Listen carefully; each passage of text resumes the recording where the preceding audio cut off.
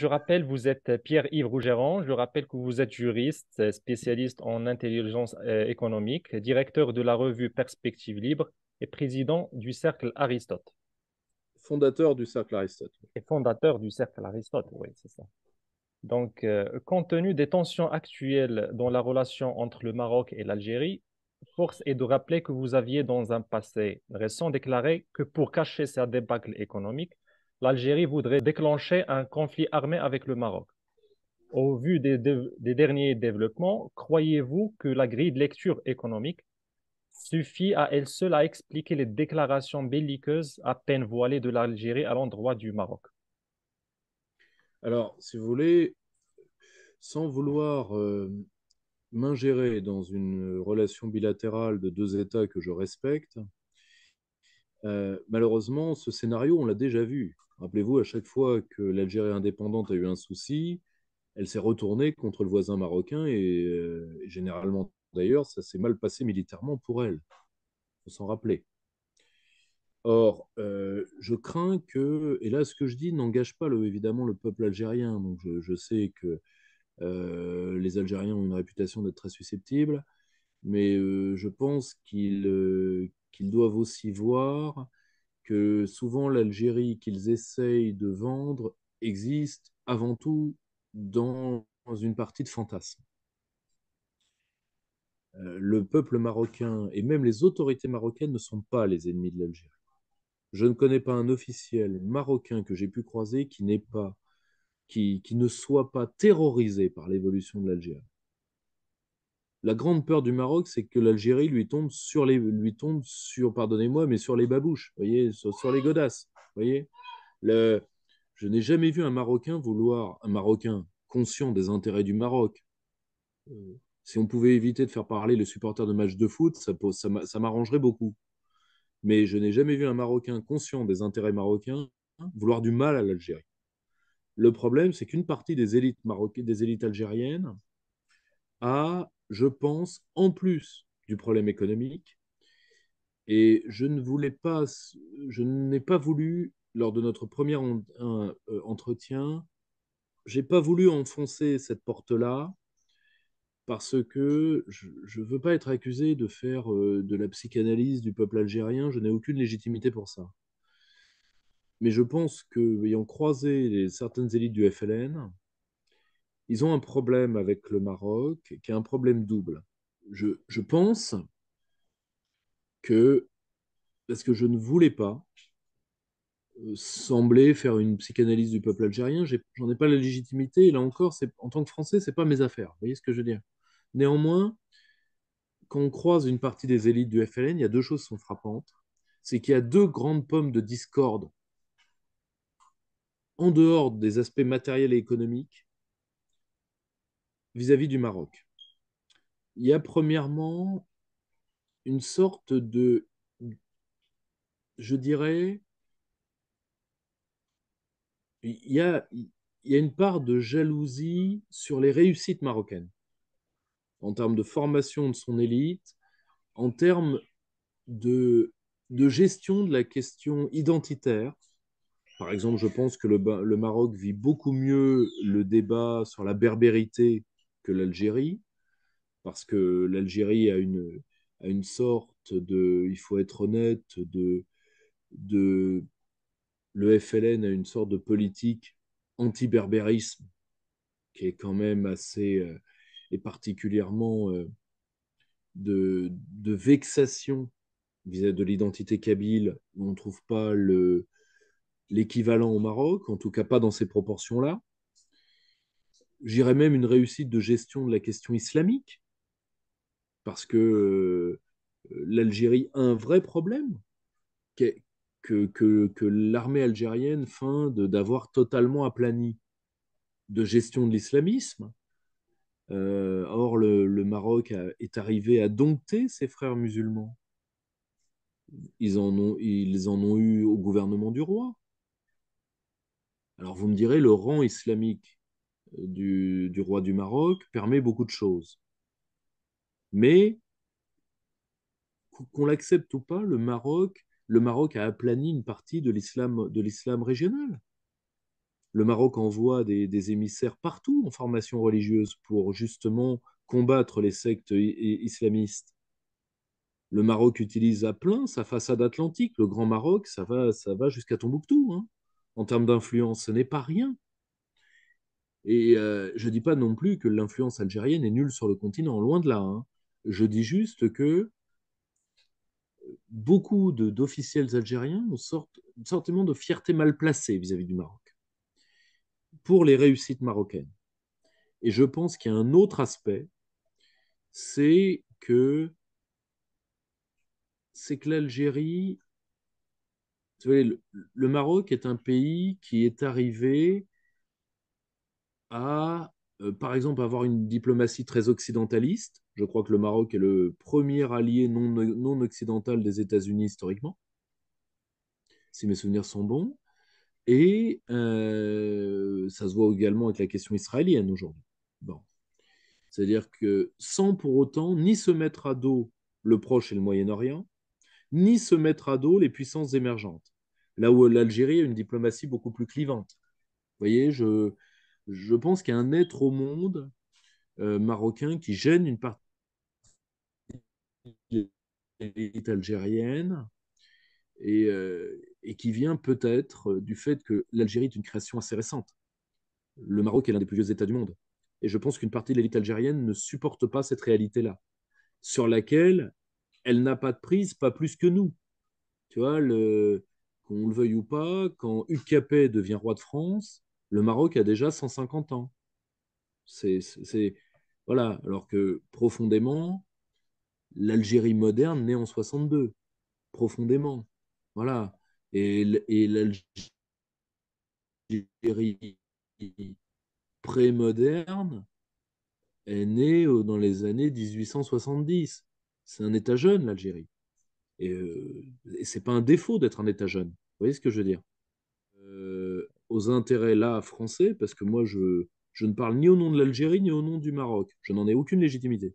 Je suis un analyste français. Or, je sais que moi, il est de l'intérêt de mon pays qu'il n'y ait pas d'escarmouche entre Algériens et Marocains. Parce que ça pourrait se terminer dans certaines de mes villes, si vous voyez ce que je veux dire. Déjà que, déjà que nous, on est obligé de faire monter les flics quand il y a une rencontre Algérie-Maroc au football. Alors ici, en plus, il y avait un affrontement, je ne vous dis pas l'état de certains quartiers de certaines de mes cités. Très bien. Sur un autre registre, Monsieur Pierre-Yves, le ministre des Affaires étrangères français, Monsieur Stéphane Séjourné, affirmait récemment à Rabat que la France a toujours soutenu le Maroc dans la question du Sahara, mais qu'il est temps désormais d'avancer. Comment interprétez-vous ce terme et quel regard portez-vous sur l'état actuel des relations entre Paris et Rabat? Entre Paris et Rabat, je trouve les relations intrinsèquement mauvaises et la responsabilité est française. Là, pour le coup, le Maroc n'y est pour rien, ou pour pas grand-chose. Je pense que Emmanuel Macron, dans sa volonté de en même temps, dans sa volonté qui n'a pas de sens, euh, de mettre sa patte partout, alors qu'il n'a pas de vision de ses dossiers, il a voulu tendre la main à l'Algérie. Pourquoi faire? Malheureusement, l'Algérie maintient. Et attention, le peuple algérien n'y est pour rien. Une partie du peuple algérien sait très bien que la machine FLN est une machine à mentir. Mais une partie non négligeable du FLN veut apprendre la haine de la France dès l'enfance en Algérie. Et ça, malheureusement, nous, on en a les reliquats qui arrivent ici. Vous voyez ce que je veux dire? Or, euh, le Maroc, même si nous avons parfois des différends avec Rabat, bon, vous les connaissez, hein. Ils sont deux. C'est un, la question des visas, les questions migratoires, et deux, c'est la question de la lutte conjointe contre le trafic contre la culture et le trafic de cannabis. Je trouve que les diplomates français auraient mieux fait, particulièrement sur une question sur vis-à-vis d'un allié qui ne nous a jamais planté dans le dos, qui a parfois pas interprété les contrats comme nous les aurions interprétés, mais ça c'est le jeu. La diplomatie, c'est ça.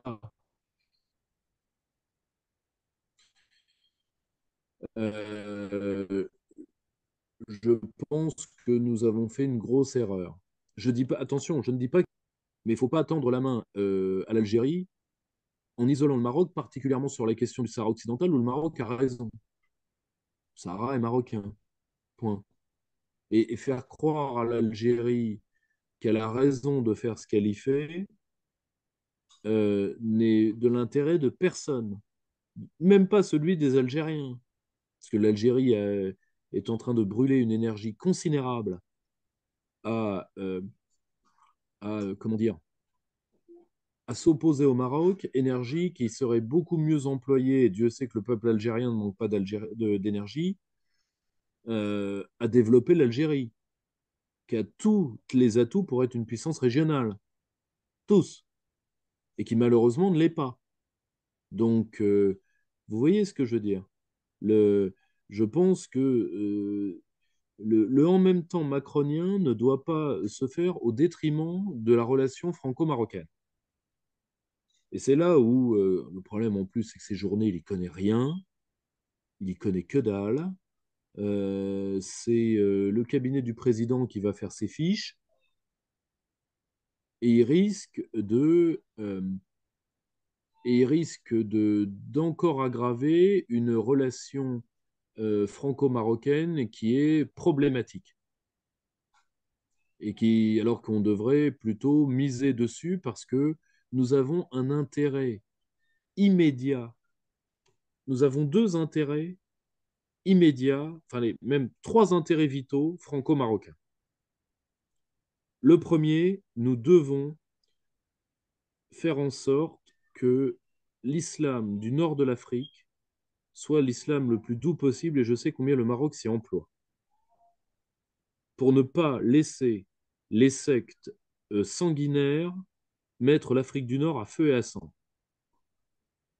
Ce qui est l'équivalent d'un territoire grand comme la totalité de l'Europe occidentale, rien que l'Afrique du Nord, hein, enfin, pas l'Afrique du Nord, le Maghreb, hein, mais le Maghreb Machrek jusqu'au Sahel. C'est grand comme l'Europe occidentale, et on a 3000 soldats français pour en assurer la protection. Donc à un moment, il faut se calmer. Nous avons un deuxième intérêt franco-marocain, c'est que l'Algérie ne nous tombe pas dessus, parce que vous savez comme moi que ce serait une catastrophe régionale. Et dernier point, le Maroc est en première ligne de la grande transition démographique des peuples subsahariens qui remontent vers le nord. Vous voyez très bien la différence entre Maroquis et Maraki. Bon, on est d'accord. Bon, je sais que ça inquiète les autorités royales. Et je sais que ça inquiète également l'État algérien. À un moment, nous devrons co-gérer ces flux migratoires, dont les pays maghrébins seront les premières victimes, même avant nous. D'accord? Et bien sûr, l'Afrique elle-même qui en sera victime. Donc, nous avons des tas d'intérêts en commun qui sont des intérêts vitaux, parce que je ne suis pas certain que le Maroc puisse prendre, mettons, 5 millions de subsahariens. Or, le sud du Sahara va doubler de taille. Je pense que vous le savez. Or, alors que le Maroc, l'Algérie, la Tunisie, un peu moins l'Algérie, ont quasiment terminé leur transition démographique. C'est devenu rare une famille marocaine à 6 ou 10 enfants. C'est devenu rare, on est d'accord. Bon, ce n'est pas si rare que ça dans certains pays au sud du Sahel. D'accord? Donc, à un moment, nous avons de véritables intérêts. Alors, j'en veux pas à ces journées de ne pas les voir, hein, si vous voulez. Je pense que c'est très au-dessus de sa compétence. Mais j'aimerais qu'on ne fragilise pas plus, vu les intérêts que nous avons ensemble, qu'on ne fragilise pas plus nos relations bilatérales. Très bien. Dans le même sillage, Monsieur Pierre-Yves Rougeron, aujourd'hui, d'éminents historiens et spécialistes en relations internationales, à l'instar de Monsieur Charles Saint-Pro, de Monsieur Bernard Lugan, affirme que le Maroc est en droit de réclamer son Sahara oriental, rappelant que des régions comme Kolomchar, Tindouf, Touat, Dikelt et Tamanrasset étaient historiquement marocaines et dont les populations prêtaient allégeance, encore il y a tout juste 60 ans, au sultan du Maroc. Qu'en dites-vous? À titre personnel, vous savez, là, pour le coup, autant d'un point de vue culturel et historique, je ne peux évidemment, face à de telles sommités, qui sont en plus deux amis personnels, enfin, de gens qui me font l'honneur de leur amitié, si vous voulez, je n'ai aucune qualité pour renchérir sur deux esprits de cette profondeur. Je demande juste, et je sais à quel point les autorités marocaines peuvent être sages. J'en appelle à la sagesse d'un homme que j'admirais énormément, qui est la sagesse d'Hassan II.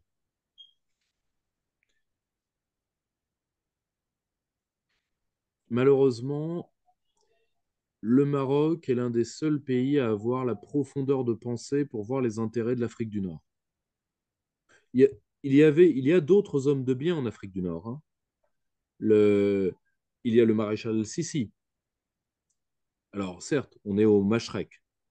Il y avait Kadhafi. Mais malheureusement, Kadhafi, et mon pays malheureusement n'y est pas pour rien, n'est plus là. Donc l'un des seuls pays qui reste sur toute la bordure de la Méditerranée, qui reste solide, la Tunisie a beaucoup souffert, vous le savez, c'est le Maroc. Je comprends l'ambition marocaine, mais je vous en conjure, vous en faites ce que vous en voulez, je n'ai aucune légitimité d'ingérence. C'est en tant que vieil allié que je vous n'entrez pas dans une guerre de frontières. Je comprends tout à fait que, vu comment l'Algérie vous a embêté sur la question du Polisario, que vous voulez rendre l'appareil. Parce que vous avez aussi une fierté en tant que peuple marocain, je le comprends tout à fait. Mais je vous en conjure, mes amis, ne vous enferrez pas là-dedans. Vous vous rendez compte qu'avec les Algériens, si on remet encore une pièce dans le jukebox, vous allez supporter les attaques de l'Algérie, les railleries, vous allez supporter ça pendant des décennies. Il faut aplanir définitivement ces questions. Le Maroc est un État qui se développe, qui réussit des tours de force de lier tradition et modernité. Vous n'avez pas de temps à perdre à vous chicaner avec le FLN. Parce que à ce jeu-là, et vous le savez, à ce jeu-là, ils sont doués, en plus. Parce que s'il s'agit de pourrir l'ambiance, ne les sous-estimez pas. Je pense que vous les connaissez mieux que moi. Donc, voilà, vous savez, oui, historiquement, il y a des contentieux territoriaux. Mais je pense que le Maroc maîtrise très bien son développement et n'a pas à tomber dans le piège jaloux de... Imaginez toute l'énergie marocaine qui sera gâchée à récupérer ces territoires qui, que l'Algérie ne lâchera pas, sauf conflit armé. Et vous le savez. Voilà, je vous en conjure, pas de... Je vous dis pas ça uniquement par rapport aux intérêts français, qui sont les seuls dont je peux légitimement parler. Je dis ça aussi parce que je suis très admiratif du modèle de développement marocain sur certains points. Ne gâchez pas tout le travail que vous avez fait. Quand on voit ce que le peuple marocain a réussi depuis Mohamed V, vous pouvez être fier de vous. Donc, ne, ne tombez pas dans les conneries de revendicatives. Ça va vous plomber. Et ça va plomber toute l'Afrique du Nord. Très bien. Quatrième et dernière question, monsieur. Lors d'une conférence en 2018, au cours de laquelle vous aviez présenté le numéro de votre revue Perspectives libres sur la France et l'Algérie, vous aviez Tout à fait. affirmé que le Maroc va être une grande puissance de l'espace atlantique, aire naturelle de l'expansion marocaine.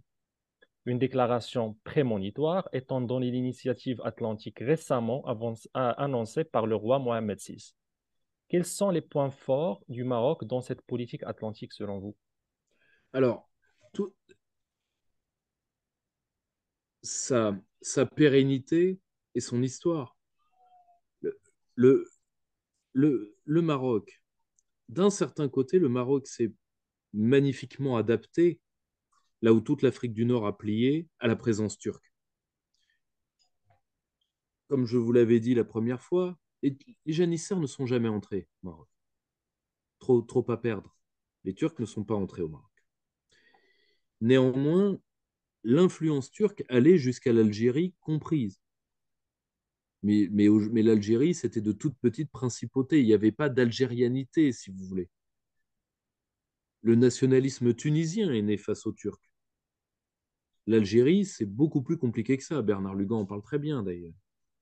Le... Or, le problème, c'est que le Maroc a compris qu'au lieu, justement, de se mesurer avec les Turcs, qui ne se seraient pas mesurés à beaucoup, hein. Vous savez, pour les Turcs, l'Algérie, c'était juste un tribut, hein. Point. Vous payez ou on vous envoie les janissaires. La Turquie n'avait pas d'ambition pour cette région. Le, L'Empire ottoman, pardonnez-moi, n'avait pas d'ambition pour cette région. C'est loin quand on est depuis Istanbul, hein. C'est loin. Donc, or, le problème, c'est que le Maroc s'est dit, bon, si les Ottomans sont là, nous, on va utiliser par tous où ils ne sont pas. Et c'est là où le Maroc s'affirme comme pays atlantique. Et je pense que le Maroc a trois grandes forces actuelles pour aider pour aider cet espace. Premièrement, le Maroc peut aider à gérer une partie des questions islamiques locales. Ça par sa diplomatie religieuse. Deuxièmement, par l'intelligence des jeunes entrepreneurs marocains qui sont extrêmement bien formés dans des points très techniques. Je pense à la téléphonie, par exemple. Eh bien, ils ont réussi à tisser une toile d'influence de petites PME et TPE marocaines qui descendent très loin dans l'espace atlantique africain.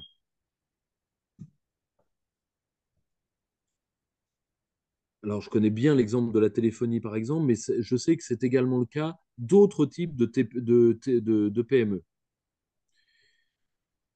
Ça, deuxième avantage marocain. Troisième avantage marocain, c'est que le Maroc a encore une diplomatie à l'ancienne. Vous n'avez pas, vous savez, pour l'instant, euh, nous, on doit guérir de beaucoup de choses, vous savez.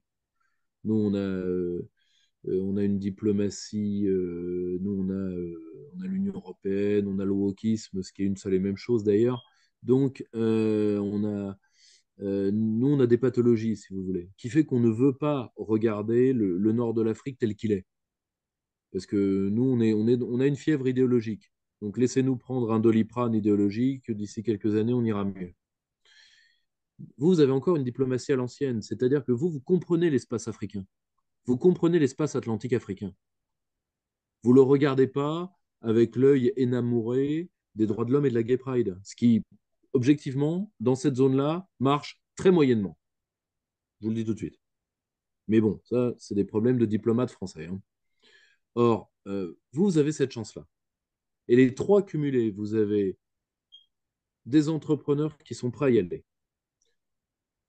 Vous avez les anticorps naturels contre les surinfections islamiques des plaies ethniques régionales. Et vous avez l'intelligence de regarder la réalité ethnique africaine telle qu'elle est. Donc vous avez à la fois la compréhension du terrain, la complémentarité du terrain et les hommes pour arpenter le terrain. Bon, c'est pas si mal quand on part en expé. C'est pas si mal. C'est bon, on peut toujours faire mieux.